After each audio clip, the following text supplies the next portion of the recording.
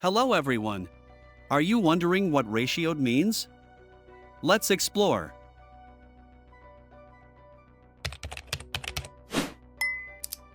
Ratioed is a term used on social media to describe a situation where a post receives significantly more negative responses, such as comments or retweets, than likes. Being ratioed is generally seen as a sign that the post is unpopular or controversial, as the engagement indicates disagreement or criticism rather than support. The concept of being ratioed highlights how quickly public opinion can turn against someone on platforms like Twitter, where the balance between likes and replies can be a measure of how well a post is received.